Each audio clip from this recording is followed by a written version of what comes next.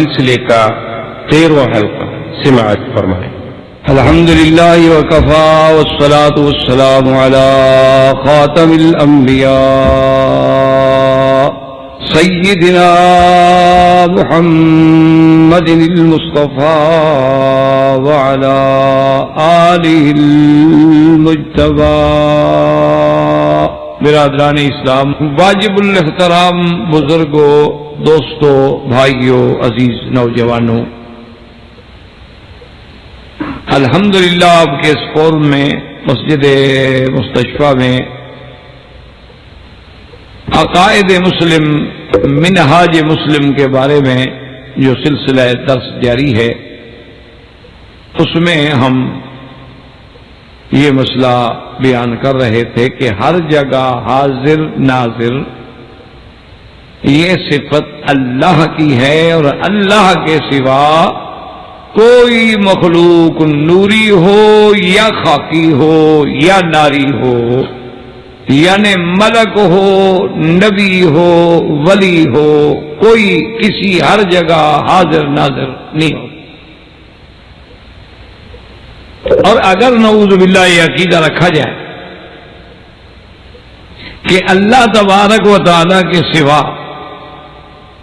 پیغمبر علیہ الصلاۃ والتسلیم یا آقا انعامدار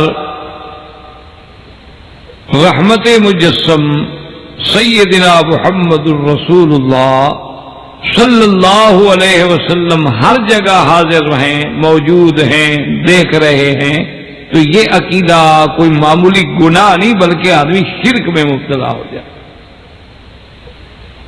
اسی ضمن میں الحمدللہ اس سے پہلے علم غیب اور علم کے بعد مسئلہ حاضر و ناظر پر میں نے اپنی کم علمی کے مطابق کچھ باتیں عرض کی، کیونکہ تمام باتیں تو کوئی کہہ نہیں سکتا، نہ مکمل کر سکتا۔ اب چونکہ انشاءاللہ العزیز چند دروس ہی باقی ہیں اور اس کے بعد رمضان المبارک کی آمد ہے، تو اس کو اب انشاءاللہ اختصار کے ساتھ ہم کوشش کریں گے کہ 1-2 درسوں میں، 2-3 درسوں میں ان مسائل کو ہم نپٹا لیں۔ تو سب سے پہلے تو ہم نے یہ بات بتلائی تھی کہ کلمہ توحید کا معنی کیا ہے، پھر یہ بات سمجھائی تھی کہ توحید کا صرف ایک قسم نہیں بلکہ توحید ربوبیت ہے، توحید الوہیت ہے، توحید فی الاسماء والصفات ہے، تو ان کا بھی اللہ کی رحمت سے ذکر ہوگا۔ پھر اسی طرح اللہ تبارک و تعالی کا علم کہ عالم الغیب، علم کامل، علم جمیع، علم تمام، علم محیط، علم ما کان و ما یکون صرف اللہ کی شان۔ اسی طرح پھر حاضر و ناظر کا۔ اب ان دروس میں میں چاہتا ہوں کہ جو ہمارے مخالفین کے شبہات ہیں، جو ان کے توہمات ہیں، اور جس کے ذریعے سے اللہ معاف کرے وہ ایک محبت کا پہلو اختیار کرتے ہوئے عوام کو گمراہی میں ڈالنا چاہتے ہیں،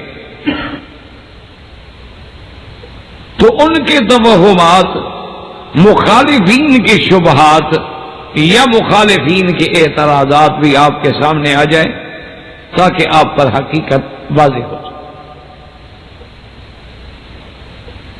مخالفین کا سب سے بڑا استدلال جو ہے وہ اللہ کے قرآن کی آیت سے یوں ہے کہ اللہ نے قرآن میں فرمایا ہے کہ میرے محبوب ہم نے آپ کو بھیجا ہے گواہ بنا، انا ارسلناک شاہد۔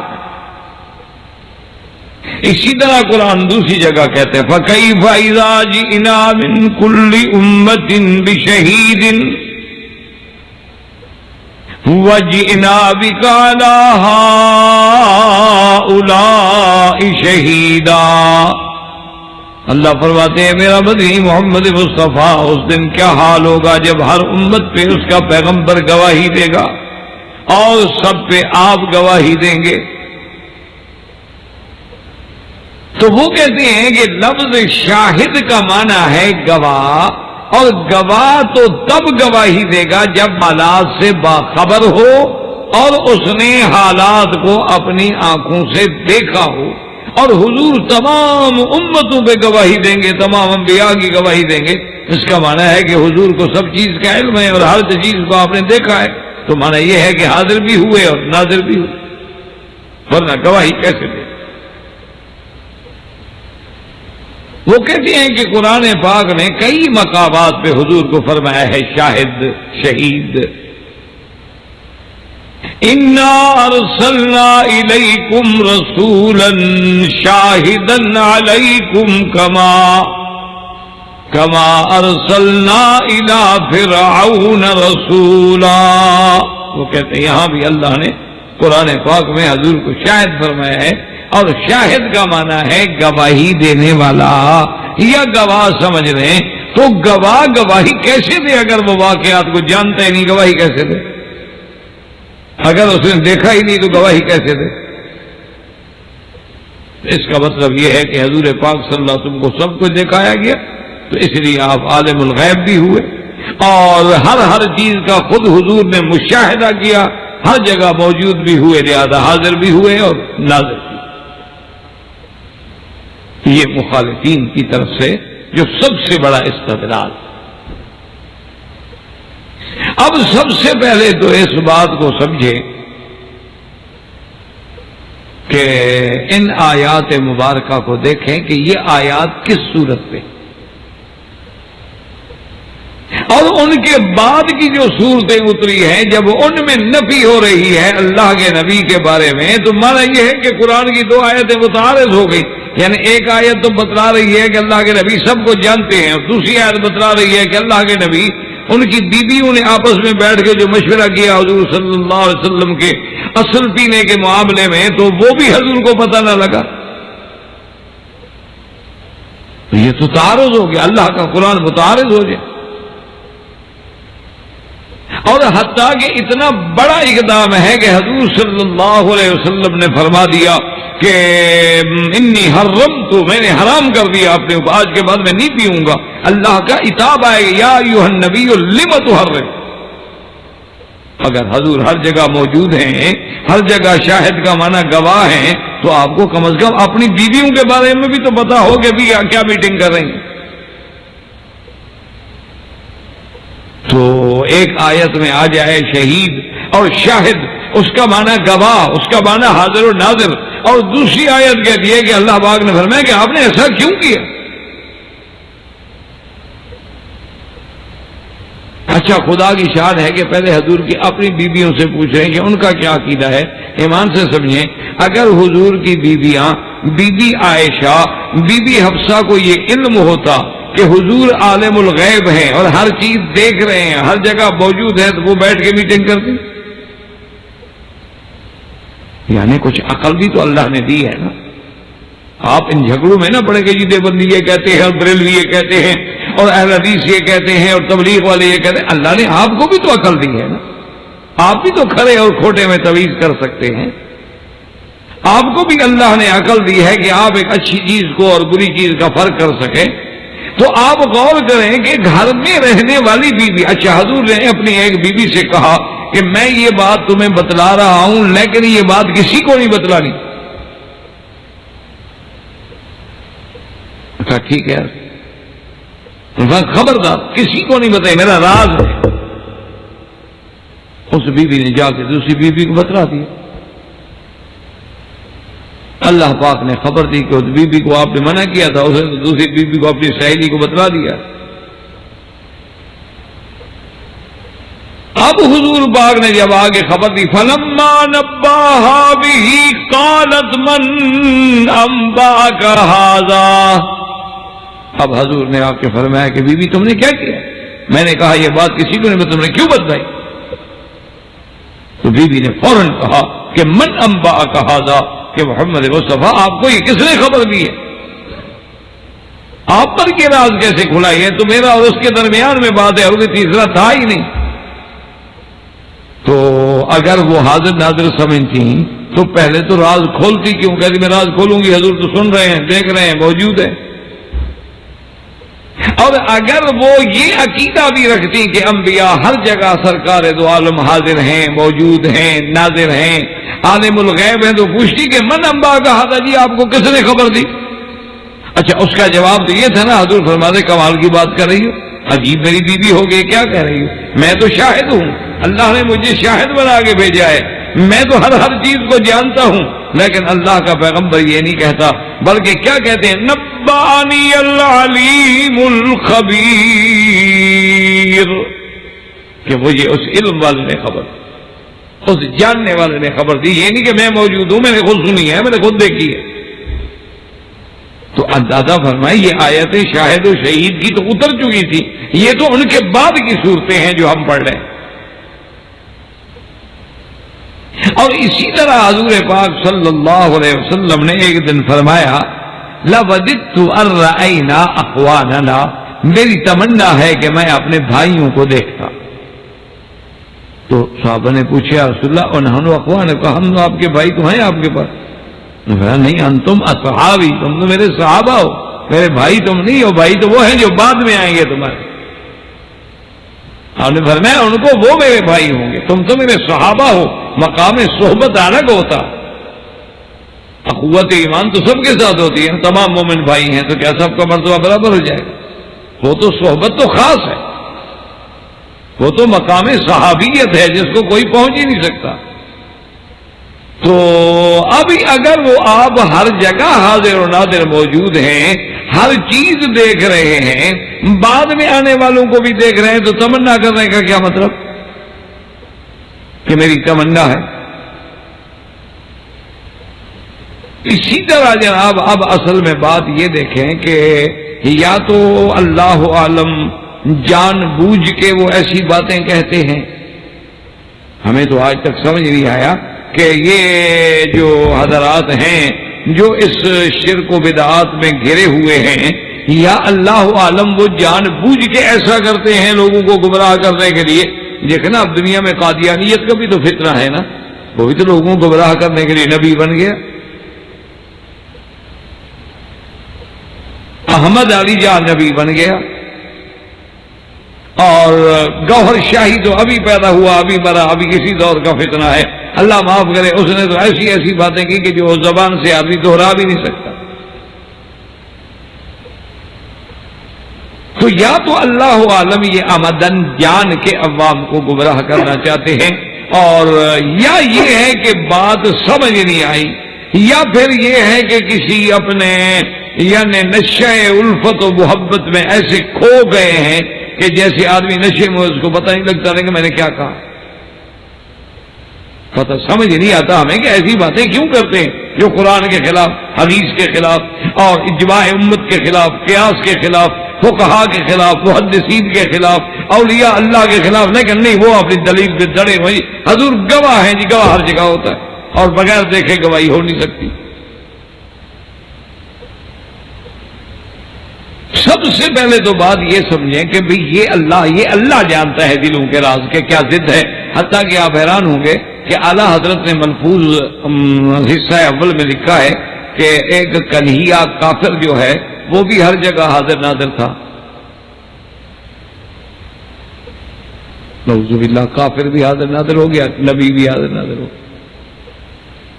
اس لیے میں کہتا ہوں یا تو پتہ نہیں کبھی کبھی وہ کسی نشہ عشق میں ہوتے اور ایسی باتیں ان سے صادر ہو جاتی ہیں، اللہ عالم، یا باتیں سمجھ نہیں آ سکتی ہیں، یا پھر یہ ہوتا ہے کہ آدمی کے جب ایک پہلو پر طبیعت جم جائے نا، پھر سارے آیات قرآنی کے دلائل اسی پہ دیتا ہے۔ اب دیکھیں نا بعض مفسرین نے لکھے احکام، ہر آیت سے وہ احکام ثابت کرنے کی کوشش کرے۔ اچھا، بعض مفسرین کا رجحان ہوتا ہے جہاد پر، وہ ہر آیت سے جہاد ثابت کرے۔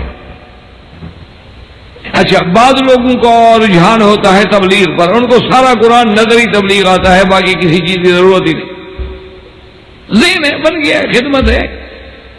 اچھا، جو سچی بات ہے وہ تو سچی ہے، وہ تبلیغ قرآن کا فرمان ہے، رسول کا فرمان ہے، لیکن اس کو ذہن پہ اتنا وہ یعنی مسلط ہو جاتی ہے وہ بات کہ دوسری بات ان کو کوئی سمجھ ہی نہیں آتی، یا تو ان پر بھی یہی ہے یا ضد ہے۔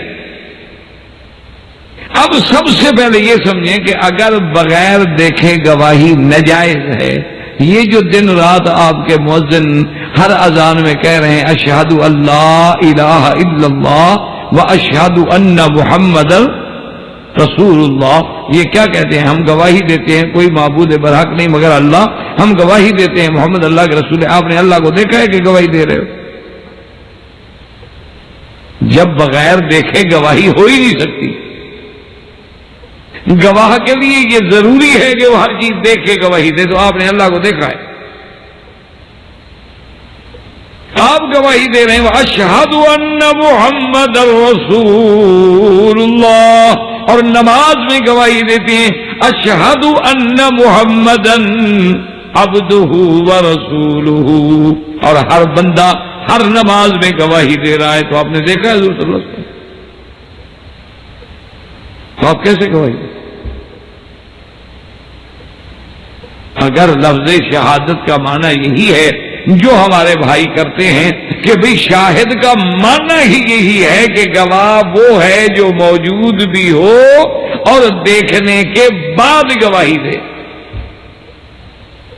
تو اس سے معلوم کیا ہوا کہ اگر ایک بات علم نشرہ ہے، اگر ایک بات بڑے سے بڑے ثقہ لوگوں سے ہمیں پہنچی ہے تو اس پر بن دیکھے گواہی دینا بھی جائز ہوتا ہے، چاہے وہ بات ہم نے نہ بھی دیکھی۔ ہمیں حضور نے فرمایا ہے کہ اللہ ایک ہے، ہم گواہی دیتے۔ حضور پاک نے فرمایا کہ وحدہ لا شریک ہے، ہم گواہی دیتے ہیں۔ حضور نے فرمایا کوئی معبود برحق نہیں مگر اللہ، ہم گواہی دیتے ہیں، چونکہ حضور نے جو فرما دیا ہے۔ اسی لیے اب اس کو یوں سمجھے کہ ایک دن حضور صلی اللہ علیہ وسلم میرے آقا اپنے گھر سے نکلے تو ایک آدمی تھا حارث بن السواد، اس نے ایک گھوڑا بیچا، وہ عربی تھا، دیہات میں جنگل میں رہنے والا بیچارہ، اس کو زیادہ یعنی بہرحال اس کے اندر وہ دیہات کی جہالت کی وجہ سے جفا کشی اور کم علمی یہ ساری چیزیں تھیں۔ حضور نے اس سے ایک گھوڑا خریدا، قیمت طے ہو گئی، سودا ہو گیا۔ حضور نے فرمایا تم ٹھہرو اور میں جا کے ابھی آپ کے لیے پیسے لاؤں۔ حضور صلی اللہ علیہ وسلم پیسے لینے کے لیے گھر تشریف لے گئے، اتنی دیر میں کوئی اور بندہ جو گزرا تو دیکھا گھوڑا لے کے کھڑا، سے کہا گھوڑا بیچو گے؟ اس نے کہا کتنے پیسے دو گے؟ اتنے لوں گا۔ تو اس نے وہ حضور پاک والے پیسوں سے زیادہ پیسے کہے، اگلے نے قبول کر کہا ٹھیک ہے تم گھوڑا لے لو۔ اس کو پیسے زیادہ مل گئے، پہلے سودے سے پھر گیا۔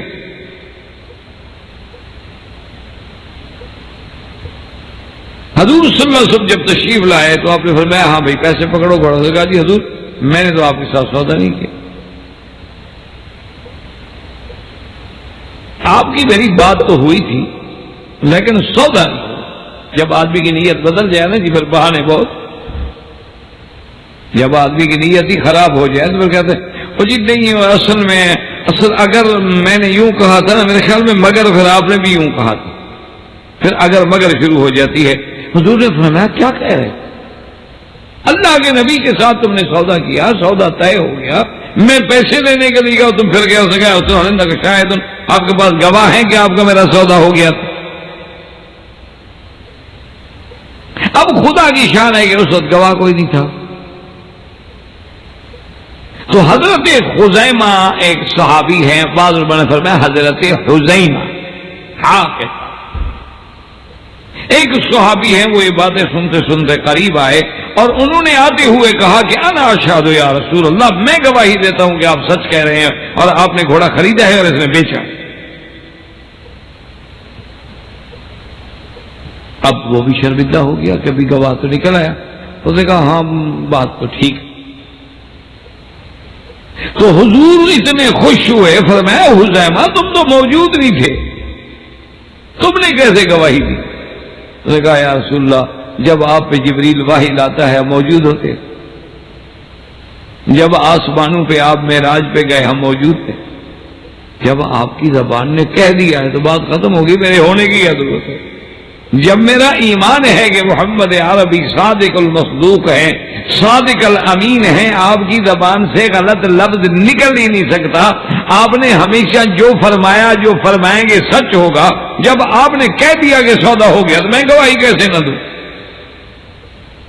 حضور پاک اتنے خوش ہوئے، آپ نے اعلان کر دیا کہ آج کے بعد اگر کسی مسئلے میں یہ میرا صحابی حذیمہ گواہی دے دے تو پھر دو کی بھی ضرورت نہیں تھی، ایک کی گواہی کا۔ اب آپ اندازہ کریں کہ اس نے گواہی دی اور اسے دیکھا بھی نہیں، نہ موجود ہے نہ دیکھا ہے، لیکن چونکہ سرکار دو عالم کی زبان سے بات نکلی ہے، کون شک کرے؟ تو مطلب یہ ہوا کہ جب ہمیں کوئی پکی بات مل جائے گی تو اس کے نہ ہونے کے باوجود بھی ہم گواہی دیں۔ اچھا، اسی طرح قرآن میں دیکھیں، وَكَذَلِكَ جَعَلْنَاكُمْ أُمَّةً وَسَطًا لِتَكُونُوا شُهَدَاءَ عَلَى النَّاسِ۔ اللہ نے فرمایا حضور کی امت جو ہے یہ امت وسط ہے، اور قیامت میں یہ تمام لوگوں پہ گواہی دے۔ اب قیامت والے دن حضور کی امت گواہی دے گی، تو حضور کی امت کیسے گواہی دے گی؟ نوح علیہ السلام کی قوم پہ گواہی دے گی، اور ابراہیم علیہ السلام کی قوم پہ، موسیٰ علیہ السلام کی قوم پہ۔ نہ حضور کی امت موجود ہے، نہ انہوں نے نوح علیہ السلام کا زمانہ دیکھا ہے، تو گواہی کیسے دیں گے؟ یعنی یہ تو اللہ کا قرآن ہے، منصوص ہے کہ لِتَكُونُوا شُهَدَاءَ عَلَى النَّاسِ۔ حتیٰ کہ قرآن کہتا ہے کہ جب کافر قیامت کے دن انبیاء کی نبوت و دعوت کا انکار کریں گے اور اللہ حکم دیں گے کہ انبیاء اور رسول کو کہ گواہ لاؤ، تو حضور کی امت جو ہے وہ ان کے حق میں گواہی دے گی۔ تو آپ موجود ہی نہیں، نہ آپ نے نوح علیہ السلام کو دیکھا ہے، تو کیسے گواہی دیں گے؟ تو معلوم کیا ہوا کہ جب اللہ کے نبی نے ہمیں بتلا دیا ہے کہ وہ سارے پیغمبر سچے ہیں اور یہ سارے واقعات سچے ہیں، ان سب نے دعوت دی، قوم نے یہ کیا یہ کیا یہ کیا، تو جب ہمیں اللہ کے نبی پاک نے بتلا دیا تو حضور کے فرمانے پہ ہم نے گواہی دے دی، نہ دیکھنے کی ضرورت ہے نہ وہاں موجود ہونے کی ضرورت ہے۔ اسی طرح صحیح حدیث میں آتا ہے کہ حضرت بدیل صحابی ہیں، ان کے ساتھ دو نصرانی تھے اور وہ سفر میں تھے، اور سفر میں اللہ کی شان ہے کہ وہ بہت بیمار ہو گئے اور موت کے قریب آ گئے، تو انہوں نے اپنے ساتھیوں سے بلایا کہ بھئی یہ میرا اسباب ہے، مال ہے، سامان ہے، یہ سارا چیک کر لو، اور یہ میری وصیت ہے، مہربانی کر کے تم جب جاؤ تو میرے گھر والوں کو، رشتہ داروں کو پہنچا دینا، میری تو موت آ رہی۔ اور انہوں نے اللہ کی شان سے عقل مندی یہ کی کہ ایک فہرست سامان کی بنا کے سامان میں ڈال دی اور ایک وصیت نامہ لکھ کے ان کو دے دیا، اور یہ دونوں غیر مسلم ہیں، نصرانی ہیں۔ تو جب ان کو دے دیا تو انہوں نے جناب والا یہ ہے کہ واپس جب آئے تو اس سامان میں ایک جام تھا چاندی کا، یعنی گلاس سمجھ رہے، جام سمجھ رہے، کچھ سمجھ، اور بڑا قیمتی وہ جام۔ تو ان دونوں نے اس جام کو تو نکال لیا اور باقی سامان پہنچا دیا۔ ان کو یہ خیال نہیں آیا کہ اس کے اندر جو ہے وہ تفصیل موجود ہے سامان کی، تو ان کے تصور میں بھی نہیں تھا۔ یہاں بلکہ ایک دفعہ واقعہ ہوا کہ ایک آدمی کا مکان تھا مدینہ منورہ میں، پرانی بات ہے، لوگوں سے سنی سنائی، تو اس کے بعد جناب وہ بندہ چلا گیا، اور قابض ہو گیا، پھر وہ چلا گیا اور قابض ہو گیا اور قابض ہو گیا، یعنی اس کو تقریباً یوں سمجھ رہے کہ ایک صدی بیت گئی۔ اب جناب اس صاحب مکان کے اب اولاد کی اولاد، پوتے در پوتے در پوتے کرتے کرتے کرتے ان کو پتہ چلا کہ مدینہ منورہ میں ہمارے بڑے دادا نے ایک بہت بڑا مکان خریدا تھا، اور وہ تو سنا ہے کہ اب ماشاءاللہ اتنے ملین کا بکے گا۔ تو یہ پیسہ تو لالچ تو بڑی چیز ہے، تو اچھا ان کی کوئی ایک پرانی دادی تھی، اس نے ان کو ایک بات بتلائی تھی کہ تمہارا دادا کہتے تھے کہ وہ مکان جو میں نے لیا ہے تو اس کی جو رجسٹری ہے سرکاری، اس کی ایک فوٹو کاپی بنا کے میں نے اس کی فلاں دیوار کے نیچے دفن کر دی تھی کہ بلڈنگ میں بنا رہا۔ تو یہ بات بچوں کے دماغ میں تھی، انہوں نے آ کے یہاں دعویٰ کر دیا۔ حکومت نے کہا ثبوت دو، انہوں نے کہا جی ثبوت تو یہ ہے کہ بھئی ہمارے ساتھ قاضی صاحب اپنا عملہ بھیجیں، کھدائی کرائیں، اگر اندر سے ثبوت نکل آئے ٹھیک ہے، نہ نکلے ہم پارے۔ کھدائی کرائی گئی تو اندر جناب لوہے کے پہلے زمانے میں رول ہوتے تھے، اسی میں کاغذات قیمتی جو تھے نا وہ بند کر کے رکھے جاتے تھے، تو وہ جناب لوہے کا رول نکل آئے، اندر سے وہ کاغذ نکل آئے، باقاعدہ رجسٹری، باقاعدہ نام، باقاعدہ اس کی تصدیقات کا نکاح، تو وہ شبہ کی بات ہی نہیں۔ پھر جب ان کے دادے کے نام کی رجسٹری موجود ہے تو اس لیے وہ سامان میں جو فرشت تھی اس میں تو وہ جام کا ذکر موجود تھا۔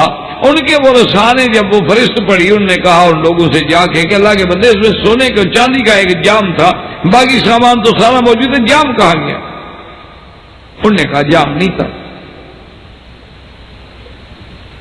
بہرحال وہ پکڑ گئے اور کچھ عرصہ بیت گیا، بات پرانی ہو گئی۔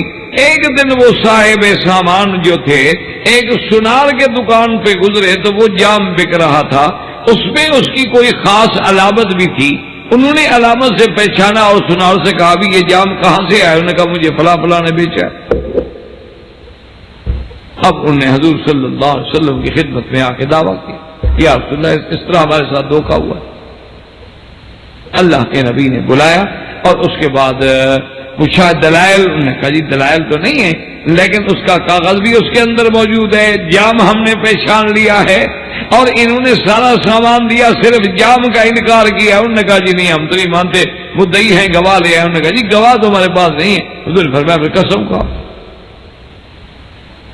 اچھا اسی طرح قرآن نے مسئلہ کیا ہے کہ اگر مثلا وہ جھوٹے ہوں تو آپ اور بندے لا سکتے ہیں، فَيُقْسِمَانِ بِاللَّهِ لَشَهَادَتُنَا أَحَقُّ مِنْ شَهَادَتِهِمَا۔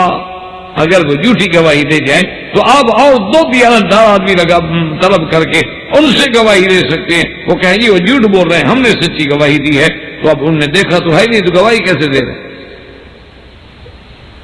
اس لیے بات کو سمجھے میرے عزیز کہ کبھی گواہی اسی طرح ہوتی ہے کہ آدمی مشاہدہ کرتا ہے، آدمی واقعات کو دیکھتا ہے تو گواہی دیتا ہے، اور کبھی یہ ہوتا ہے کہ جب بات ہی اتنی وثوق سے، ثقہ لوگوں سے، اتنے سچے لوگوں سے ہمیں پہنچ جائے کہ جن کے اندر ہمیں جھوٹ بولنے کا شبہ ہی نہ ہو تو پھر دیکھنے کی ضرورت نہیں۔ حضور نے فرمایا خدا ہے، ہم نے مان لیا۔ حضور نے فرمایا عرش ہے، ہم نے مان لیا۔ حضور نے فرمایا کرسی ہے، ہم نے مان لیا۔ حضور نے فرمایا جنت ہے، ہم نے مان لیا۔ ہم نے دیکھا تو کچھ نہیں،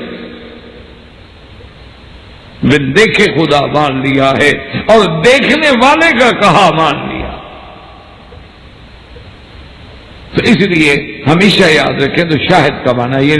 اچھا اب ایک دھوکہ دیتے ہیں، اللہ ہدایت دے، کیا کرے آدمی کہ اتنی چال در چال ہے لوگوں کو گمراہ کرنے کے لیے۔ وہ کہتے ہیں کہ جی جیسے وہ کہتے تھے نا کہ اللہ تبارک و تعالی حاضر ناظر ہو ہی نہیں سکتا۔ حاضر ناظر تو وہ ہوتا ہے جو پہلے نہیں تھا اب حاضر ہو گیا، اور ناظر وہ ہوتا ہے کہ جو پہلے سے نہیں دیکھ رہا تھا اب دیکھ رہا ہے۔ اللہ کے سامنے تو ہر چیز موجود ہے، ہر وقت موجود ہے، وہ تو کہیں غائب ہوا ہی نہیں۔ جب غائب نہیں تو حاضر کیسے ہو گئے؟ اب اسی سے وہ لوگوں کو دھوکہ دیتے ہیں، وہ کہتے ہیں دیکھو جی اللہ کی بھی صفت ہے شہید، جیسے اللہ نے فرمایا حضور صلی اللہ علیہ وسلم کو کہ لِيُظْهِرَهُ عَلَى الدِّينِ كُلِّهِ وَكَفَى بِاللَّهِ شَهِيدًا قُلْ أَيُّ شَيْءٍ أَكْبَرُ شَهَادَةً۔ اسی طرح اللہ کا کئی مقام پہ ہے کہ شہید ہیں، تو وہ کہتے ہیں کہ جی اگر شہید وہ ہوتا ہے جو دیکھ کر گواہی دے یا لوگوں کی بات سن کے بھی گواہی دے، تو پھر اللہ کی صفت تو شہید ہو نہیں سکتی۔ اللہ لوگوں کی بات سن کے گواہی دیتا ہے، تو پھر اللہ کو شہید کیوں کہا گیا؟ انہوں نے آپ اندازہ فرمائیں، اللہ پاک ہدایت دے، کہ جب آدمی کی نیتیں خراب ہو جاتی ہیں اور جب آدمی کسی باطل عقیدے پہ جم جاتے ہیں تو پھر وہ یعنی جیسے کسی نے کہا تھا نا کہ خود تو بدلتے نہیں قرآن کو بدلتے، خود تو بدلنے کے لیے تیار ہیں، پھر وہ بات سے بات پکڑتے، جیسے کہ حضور صلی اللہ علیہ وسلم کی ایک حدیث ہے، بی بی عائشہ فرماتی ہیں کان یباشرنی وانا حائض، حضور پاک میرے ساتھ مباشرت فرماتے تھے اور میں حیض کی حالت میں ہوتی تھی، حتیٰ کہ اب جناب اس کو دشمنوں نے یوں پکڑا، انہوں نے کہا قرآن کہتا ہے ولا تباشروہن، قرآن کہتا ہے کہ بھی عورت کے ساتھ مباشرت جائز ہی نہیں، یسألونک عن المحیض قل هو اذى فاعتزلوا النساء في المحیض ولا تقربوهن، اسی طرح قرآن کہتے ہیں ولا تباشروهن وانتم عاکفون في المساجد، اور حضور کیسے یباشرنی وانا حائض،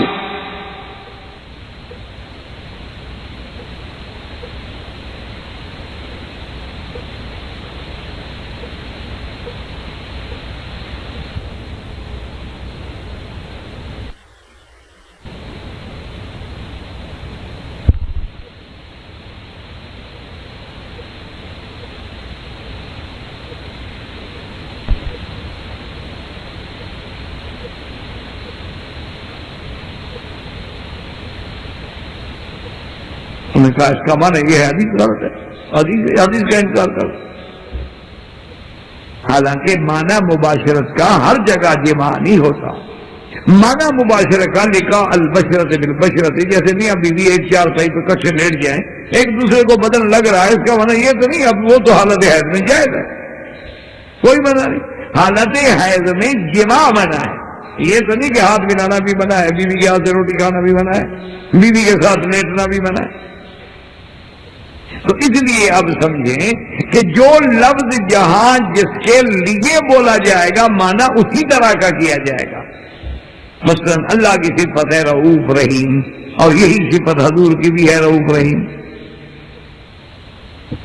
اللہ کی صفت ہے سمیع بصیر، اچھا اللہ نے قرآن میں فرمایا کہ ہر انسان کو ہم نے سمیع اور بصیر بنایا، وَجَعَلْنَاهُ سَمِيعًا بَصِيرًا، کافر بھی سمیع کافر بھی بصیر، مسلمان بھی سمیع مسلمان بھی بصیر، اچھا اللہ کی صفت ہے حفیظ علیم، اور حضرت یوسف علیہ السلام کہہ رہے ہیں اجعلنی علی خزائن الارض انی حفیظ علیم، تو وہاں حفیظ علیم یوسف علیہ السلام کی بھی صفت آ رہی ہے، تو بات کو سمجھیں تو ہر جگہ وہ ترجمہ کریں گے جو ان کی شان کے مطابق ہوگا، جب اللہ کے لیے لفظ شاہد بولا جائے گا تو جو اللہ کی شان کے مطابق ہے کہ وہ تو ذرے ذرے کے جاننے والے ہیں، ان کو کسی سے پوچھنے کی کیا ضرورت ہے، اللہ کے لیے جب ہم سمیع و بصیر کا لفظ استعمال کریں گے تو جو اللہ کی شان کے لائق ہوگا، مخلوق کے لیے جب استعمال کریں گے تو جو مخلوق کے لائق ہوگا،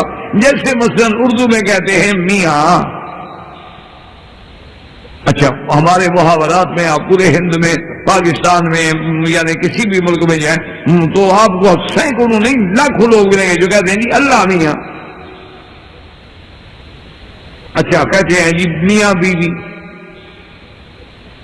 اچھا طوطے کو بھی کہہ دیتے ہیں مٹھو میاں، میاں مٹھو، تو ہر جگہ ایک ہی معنی کرو گے، یعنی جو اللہ کے لیے کرو گے وہی میاں بیوی کے لیے کرو گے، جو اللہ کے لیے کرو گے وہی نعوذ باللہ ایک جانور طوطے کے لیے کرو گے، تو معنی تو لفظ تو ایک ہے لیکن ہر جگہ استعمال اس طرح ہوگا جہاں جہاں اس کا محل ہوگا، جیسے اللہ فرماتے ہیں وَسِيقَ الَّذِينَ اتَّقَوْا سِيقَ الَّذِينَ اتَّقَوْا رَبَّهُمْ إِلَى الْجَنَّةِ زُمُرًا، اور فرماتے ہیں وَسِيقَ الَّذِينَ كَفَرُوا إِلَى جَهَنَّمَ زُمُرًا، دونوں جگہ ایک لفظ ہے سیقا، اللہ فرماتا ہے کافروں کو چلا کے لے گیا جہنم کی طرف، مومنوں کو جنت کی طرف، لفظ ساق ہے، ساق یا سیقو مادہ واحد ہے، سوق کا مادہ ہے، تو لفظ ایک ہے لیکن شتان ما بینہما، کہاں مومنوں کو لے جانا جنت میں ان کو اعزاز و اکرام کے ساتھ، اور کہاں کافروں کو جہنم کی طرف لے جانا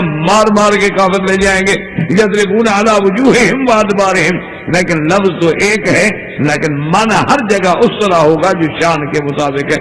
اب دیکھو نا جی، ایک آدمی شیر اور شیر کو شیر پڑھ لے یا شیر کو شیر پڑھ کے دھوکے میں پڑ جائے تو ہمارا تو کوئی قصور نہیں، نہ لکھنے میں تو ایک ہے، شیر لکھو یا شیر لکھو۔ تو اسی طرح اب یہ نہیں ہو سکتا ہے کہ ایسے الفاظ سے کسی کو دھوکہ دیا جا سکے۔ اچھا، اور ایک ان کی دلیل اور ہے، وہ کہتے ہیں جناب کہ دیکھو قرآن کہتا ہے کہ وَفِيكُمْ رَسُولُهُ، وہ کہتا ہے قرآن کہتا ہے وَفِيكُمْ رَسُولُهُ، تمہارے اندر رسول موجود ہے۔ وہ کہتے ہیں اس سے بڑی کوئی دلیل ہے کہ حضور حاضر ناظر نہیں، قرآن کہہ رہا ہے تمہارے اندر رسول وَفِيكُمْ۔ اچھا، اسی طرح قرآن پاک کہتے ہیں کہ وَاعْلَمُوا أَنَّ فِيكُمْ رَسُولَ اللَّهِ لَوْ يُطِيعُكُمْ فِي كَثِيرٍ مِّنَ الْأَمْرِ،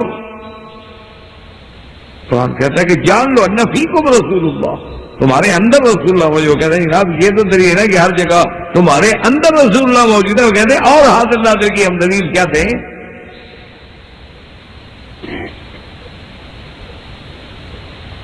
اب جناب بات کو سمجھیں، سب سے پہلی بات تو یہ ہے کہ فیکم رسول یعنی حضور ہر جگہ موجود ہیں۔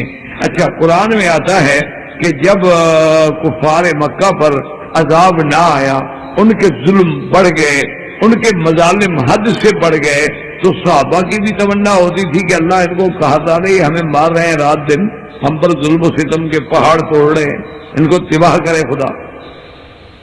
اچھا، حضور کے دل میں بھی تمنا آئی تو اللہ پاک نے قرآن نازل کیا کہ وَمَا كَانَ اللَّهُ لِيُعَذِّبَهُمْ وَأَنْتَ فِيهِمْ، میرا بدری میں ان پہ کیسے عذاب کروں، آپ جو ان کے اندر موجود ہیں مکے میں، آپ جو بیٹھے ہوئے سب کیسے بھیجیں؟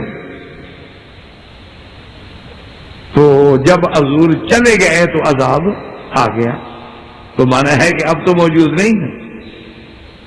اگر حضور ہر جگہ موجود ہے تو پوری امت پر کہیں عذاب آنا ہی نہیں چاہیے، نہ کسی جگہ زلزلہ آئے، نہ کسی جگہ عذاب آئے، نہ کسی جگہ برقان آئے، نہ کسی جگہ طوفان آئے۔ یہ تو رات دن حوادث پہ حوادث، زلازل پہ زلازل، عذاب پہ عذاب آ رہے ہیں، تو مانا اگر حضور موجود ہے تو پھر عذاب کیسے آ گیا؟ کیونکہ اللہ کہتا ہے جب تک آپ موجود ہیں میں عذاب نہیں کروں۔ تو اصل بات کیا تھی کہ وفیکم رسول ہو گئے، رسول پاک تمہارے درمیان میں موجود ہیں۔ ان نے سمجھا کہ ہر جگہ موجود ہے، یہ ترجمہ اپنی طرف سے کر لیا، موجود ہیں صرف ایک لفظ ہر ہی لگانا تھا نا، ہر جگہ موجود، یہ تھوڑا سا ایک لفظ لگا دیا، اور یہ نہ سمجھا کہ قرآن میں تھوڑا سا ایک لفظ بھی لگا دو تو بندہ سیدھا کافر ہو جاتا۔ اصل واقعہ یہ تھا کہ اوس اور خزرج کے دو قبیلے تھے انصار سے، اور ان میں صدیوں سے لڑائی تھی آپس میں، تقریباً ان کی جنگ جو ہے وہ 120 سال چل گئی۔ اللہ کا رحمت ایسی ہوئی کہ حضور تشریف لے آئے، اور جب حضور صلی اللہ علیہ وسلم تشریف لے آئے اور خزرج پہلے سے مسلمان ہو گئے اور شیر و شکر ہو گئے، وہ جھگڑے بھی مٹ گئے، لڑائیاں بھی مٹ گئی، اب تو رحماء بینہم، ایک دوسرے کے پیار سے محبت بھائی ہے، خدا کی شان ہے۔ اب ایک دن اتفاق ایسا ہوا کہ یہود اور منافقین نے مل کر انہوں نے کہا کہ یہ تو بھائی ایسے قبیلے تھے جو کبھی آپس میں نہیں ملے، اور ان کو ہم لڑاتے رہے اور ہم اپنے فائدے حاصل کرتے رہے، لیکن یہ جب سے ان کی صلح ہو گئی اب یہ حضور کے سوا تو کسی کی بات ہی نہیں مانتے، کوشش یہ کریں کہ ہم ان کو لڑائیں۔ انہوں نے اپنے شاعروں کو تیار کیا، تو شاعروں نے آگے جناب پرانے اشعار سنائے، جس زمانے میں کبھی اوس کے جھگڑے تھے، خزرج کے جھگڑے تھے، ان نے ایسے اشعار ان کو سنائے کہ وہ سابقہ جو جنگیں تھیں، وہ سابقہ جو دماغ میں لڑائیاں تھیں وہ یاد آ گئی، اور جب یہ باتیں یاد آتی ہیں تو آدمی جوش میں آ جاتا ہے، آدمی پھر اپنے آپ کو کنٹرول نہیں کر سکتا۔ آپ دیکھیں نا، آپ کا کوئی تعلق ہے کسی سے، مدت گزر جائے، آپ بھول گئے، آپ بھول گئے، لیکن اچانک اس کا خط سامنے آ گیا، اچانک اس کی تصویر سامنے آ گئی تو آپ کو بات یاد آ. تو اسی لیے جب وہ اشعار انہوں نے پڑھے تو ان کا جوش بھی بھڑک اٹھا. انہوں نے کہا یا للاوس، انہوں نے کہا یا للخزرج، انہوں نے کہا کہ نکل آؤ قبیلے والوں، نے کہا نکل آؤ آج پھر لڑتے ہیں. جوش میں آ گئے. یہ چونکہ جتنی مارشل قومیں ہوتی ہیں نا جی، جو بڑے بڑے قبائل ہیں، تو اب جیسے آج کل بھی دیکھ رہے پٹھان ہیں، بلوچ ہیں، ان کو لڑنے کا موقع نہ ملے پریشان ہو جاتے ہیں کہ کیا کریں. نہیں میں مذاق نہیں کر رہا بھائی، اپنا قبیلہ ہے، میں کوئی سید قریشی تھوڑا ہوں. تو یہ یعنی آپ یقین کریں، ہمارے گھر سے جہاں ہمارا دیہات میں اصل گھر تھا اس کے قریب ایک جگہ ہے اچ شریف، جو ایک تاریخی مقام جس کی ایک بہت بڑی تاریخ ہے. یعنی ہمارے اس پورے پنجاب میں ملتان ہے، اچ شریف ہے، یہ ایسے مقام ہیں جہاں اللہ کے اولیاء اللہ آئے، حضرت محبوب سبحانی آئے، حضرت جلال الدین بخاری رحمۃ اللہ علیہ آئے.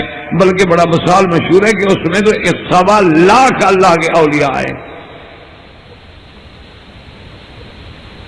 یعنی اتنے اللہ والے وہاں گزرے ہیں اور اتنے بڑے بڑے لوگوں کا، اور آج تک ان کی کتابیں اور آج تک ان کے مخطوطات اور علوم پڑھنے والے ہیں. افسوس ہے کہ وہ مقامات بھی اب اہل بدعت کے ہاتھوں میں، کہیں روافض ہیں، کہیں بدعت والے ہیں.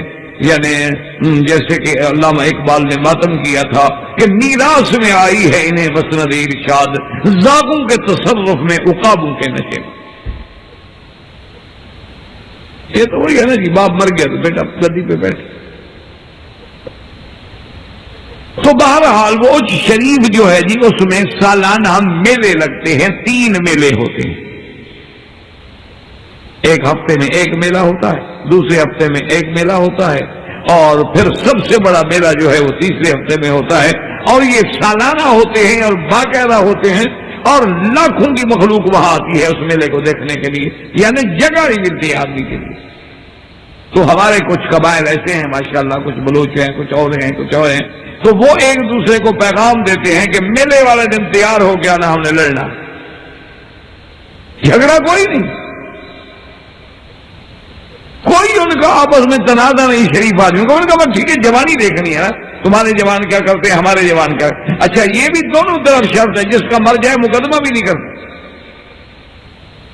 مر گیا تو مر گیا، اب اس کا کیا علاج.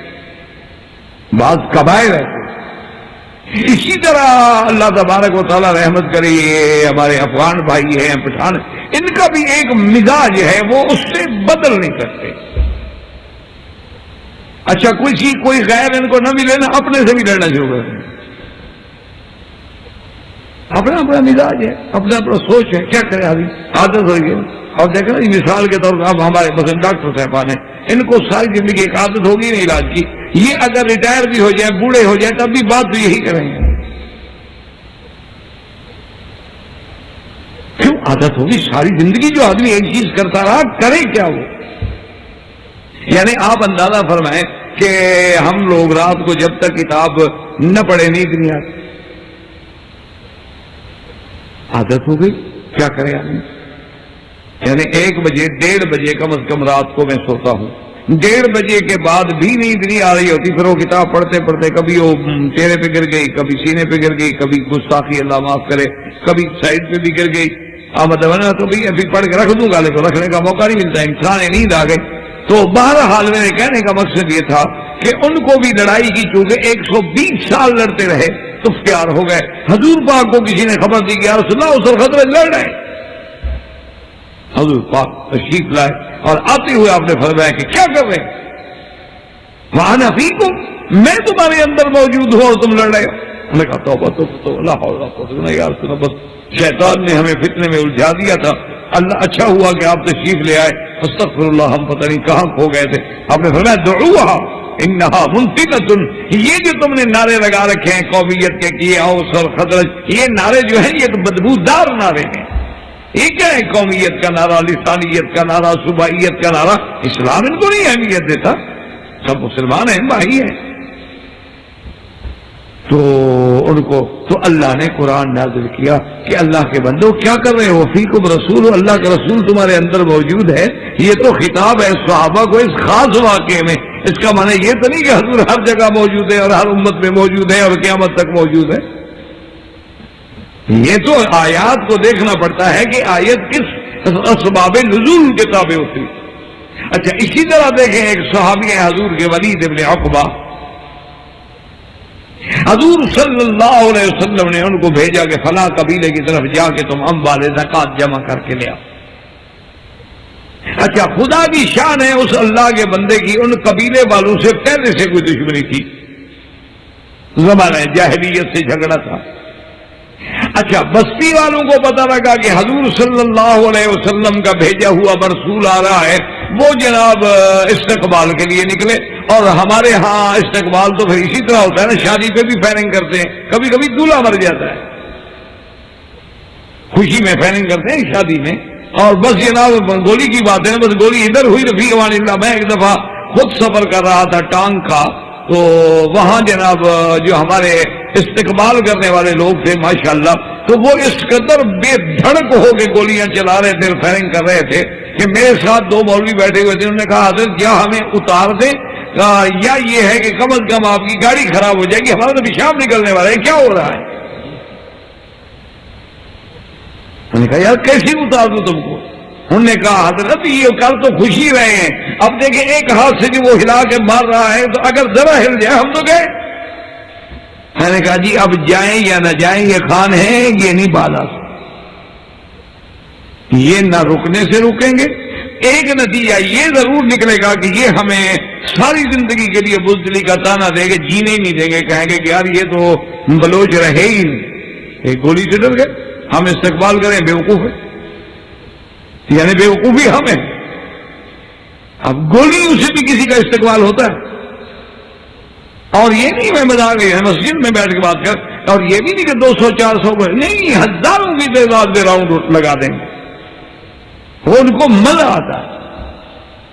اب اس کا کیا کہتے ہیں؟ میں خود اپنے میرے دوست ہیں منگورا میں سبات کے علاقے میں، ان کے گھر میں مہمان تھا، تو ان سارے ہم بہت سارے میرے ساتھ ساتھی تھے، ان کو ہم سلا کے تو انہوں نے کہا کہ ہم نے آپ کے لیے علیحدہ، چونکہ اوپر کی منزل پہ ایک کمرہ سیٹ الگ ہے، تو ہم نے کہا کہ آپ کو چونکہ نیند نہیں آتی کٹھے سونے کی، میں نے کہا تو میری تو عادت ہے، کیا مجبوری. تو بہرحال انہوں نے کہا جی آپ کا انتظام اوپر ہے. تو ہم سب دوستوں کے ساتھ سب کو لٹا کے سلا کے تقریباً 2 بجے رات کے ہم نے کہا ابھی سو جائیں، کیونکہ صبح پھر 4:30 بجے 5 بجے اٹھنا ہے انشاءاللہ، اللہ نماز سے محروم نہ کرے. تو کچھ لوگ تھوڑا بہت تو سو لو، بقیہ کمی جو ہے نماز پڑھ کے پوری کر لیں. تو ہم اوپر جب جا رہے تھے تو خان جو ہمارا دوست ہے اس نے کہا کہ مکی صاحب یہ کلشنکوف چلاؤ. میں نے کہا ابھی کیوں چلاؤں، کوئی وجہ؟ یار کیسی بات کرتے، دیکھو نے کیسے چل، یہ خاص کلشنکوف اور یہ کوزی. اور میں نے کہا خدا کے بندے میں نے تو کبھی برغی نہیں میری بیٹی، تو یہ کلاشنکوف چلا کے اور پھر 2 بجے رات کے مجھے عقل تو سناؤ، عقل تو بتاؤ، کوئی عقل کی بات ہے کہ 2 بجے رات کے بلڈنگ کی چھت پہ کھڑے ہو کے آدمی فائر کرے؟ یہ سارا علاقہ اٹھ جائے. اس نے کہا مکی صاحب کچھ بھی نہیں ہوتا، ادھر تو روز ہوتا ہے. تو میں نے کہا یار خدا کے لیے، اس نے شروع کر دیا ڈر شروع کر دیا. اچھا ہمارے جو نیچے ساتھی بیٹھے ہوئے تھے انہوں نے کہا ہم پہ حملہ ہو گیا ہے. اب جناب کوئی مولوی صاحبان غسل خانے میں، کوئی میز کے نیچے چھپا ہوا ہے، اور کوئی جناب صوفے کے پیچھے بیٹھا ہوا ہے، یاسین القرآن الحکیم انک من المرسلین، وہ کہتے ہیں لا الہ الا اللہ، آخری وقت بھائی کلمہ پڑھو لا الہ. مولوی صاحبان جناب بے ہوش ہیں اور اوپر تماشا ہو. اور میں نے کہا نیچے دروازے کھڑک رہے ہیں، ان کا تو پتہ کرو وہ زندہ بھی ہے کہ فوت ہو گئے. نیچے آئے ان کو ہم نے، جب انہوں نے ہماری آواز سنی کیا ہو گیا حضرت کو حملہ ہو گیا. میں نے کہا خدا کا خوف کرو، کوئی ہو. میں نے کہا یار 2 بجے رات کو بھی فائر کرتے ہیں. میں نے کہا اس کو سمجھاؤ میرا کیا قصور ہے. انہوں نے کہا حضرت یہ ہے کہ کم از کم یہ گھر والوں کو آپ ہدایت کر دیں کہ ہم تو اپنا وضو شروع کر کے نماز پڑھ لیں گے، یہ بھی سارے کپڑے دھلوائیں کہ رات کو 2 بجے. اچھا اور خدا کی شان پہاڑ کا علاقہ ہو اور کلشنکوف کا فائر ہو نا جی، وہ تو پھر ایک ایسی سنسناہٹ پیدا ہوتی ہے، اللہ معاف کرے، ایسی آواز پیدا ہوتی ہے کہ اچھے خاصے آدمی کا ہوش اڑ جائے. وہ گونج بنتی ہے نا پہاڑوں کی، صدا ہوتی ہے کہ ہے یہ گنبد کی صدا، جیسی کہو ویسی سنو. آپ گنبد نما عمارت میں بولے نا، جو آپ کہیں گے وہ آواز آئے. تو بہرحال میرے کہنے کا مقصد یہ تھا جی کہ وہ بیچارے استقبال کے لیے نکلے، اور انہوں نے استقبال میں فائرنگ شروع کی. اور ولید بن عقبہ نے کہا ہاں ان کا مطلب ہے وہ پرانی دشمنی ان کو یاد آ گئی، ان نے مجھے پہچان لیا، یہ مجھے نہیں چھوڑے گا. وہ جناب بھاگا پیچھے، اس نے گھوڑا دوڑایا اور سیدھا حضور کی خدمت میں آیا. انہوں نے کہا یا رسول اللہ، بستی والے تو اللہ معاف کرے کافر ہو گئے، تو مجھے قتل کرنے کے لیے آئے، تلواریں لے کے سارے باہر نکلے ہوئے.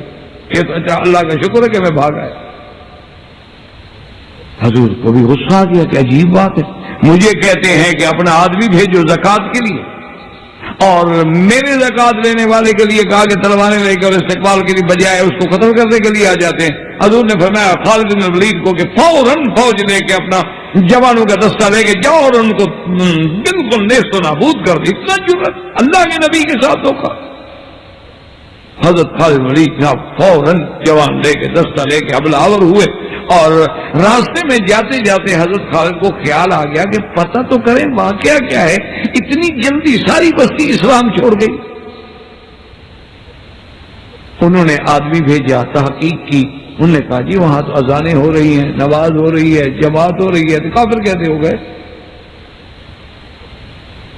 حضرت خالد نے کہا اچھا رات ٹھہر جاتے ہیں، صبح کو پھر دیکھتے ہیں. صبح کو گئے اور بستی بستی میں اذان ہو رہی ہے، جماعت ہو رہی ہے، نمازیں ہو رہی ہیں، لوگ مسجدوں میں بیٹھے قرآن تلاوت کریں. حضرت خالد نے پوچھا کو اللہ کے بندو ولید کے ساتھ کیا؟ انہوں نے کہا حضور ہم تو استقبال کے لیے نکلے تھے.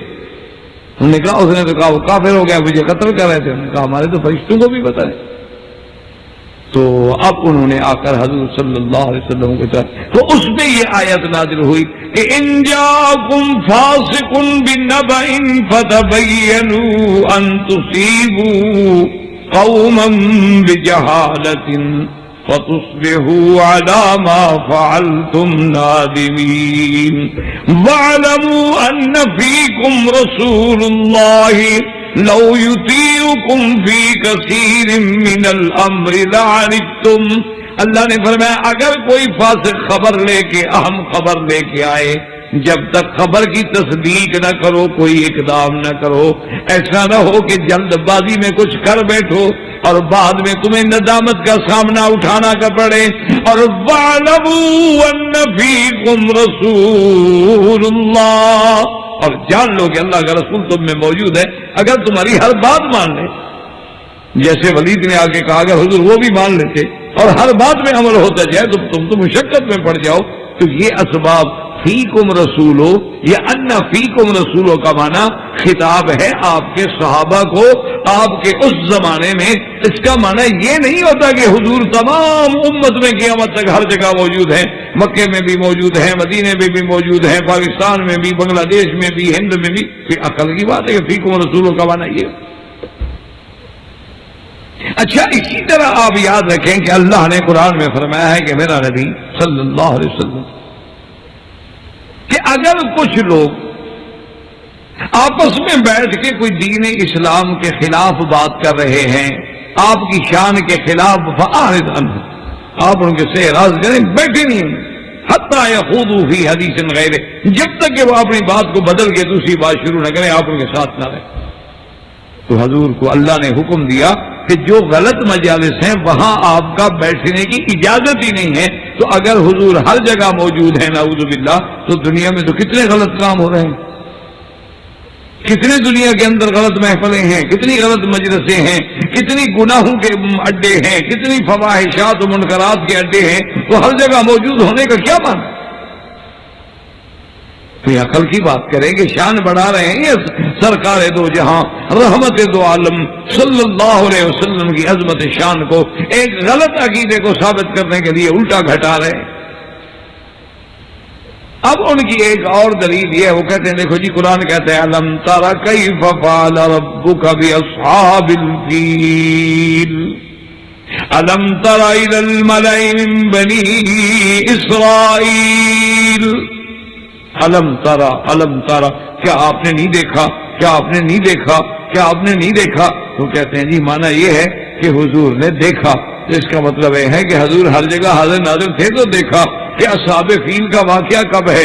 اگر حضور ہر جگہ موجود نہیں ہوتے تو اللہ پاک آپ کو کیوں فرماتے کہ علم تارا کیا آپ نے نہیں دیکھا، کیا آپ نے نہیں دیکھا، کیا آپ نے نہیں دیکھا؟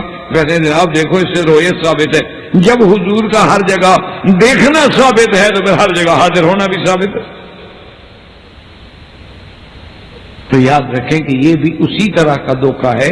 حالانکہ الم تر کیف فعل ربک باصحاب الفیل الم یجعل کیدہم فی تضلیل، حالانکہ یہ واقعہ اصحاب فیل کا جو قصہ ہے، یاد رکھیں اس وقت تو میرے سرکار محمد مصطفیٰ بولے سنۃ الفیل، یعنی اسی سال حضور پیدا ہوئے ہیں، یہ جائے کہ ابھی تو آپ کا بچپن بھی نہیں گزرا، لیکن ساری کتابیں ساری تفسیریں اٹھا کے دیکھ لیں کہ کبھی لفظ رویت ہوتا ہے لیکن مراد رویت علمی ہوتی ہے، اس لیے تمام مفسرین نے لکھا ہے کہ الم تر کیف فعل ربک کیف فعل ربک باصحاب الفیل، من الم تعلم یا محمد صلی اللہ علیہ وسلم، کیا حضور آپ کو علم نہیں ہے کہ جو واقعہ اصحاب فیل کا گزرا ہے تو کبھی رویت بصری ہوتی ہے اور کبھی رویت علمی ہوتی ہے؟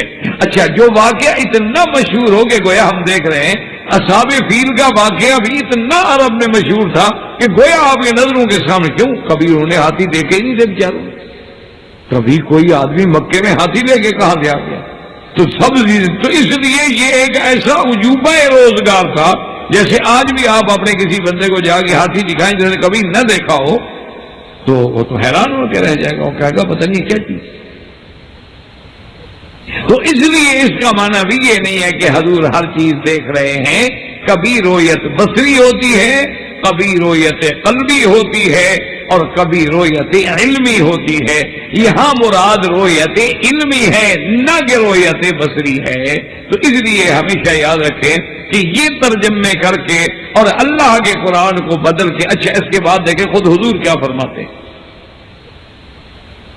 حجۃ الوداع ہے اور حضور کا آخری حج مبارک ہے، فرض ہونے کے بعد یہی پہلا حج ہے اور یہی آخری، اسی لیے اس کا نام بھی حجۃ الوداع۔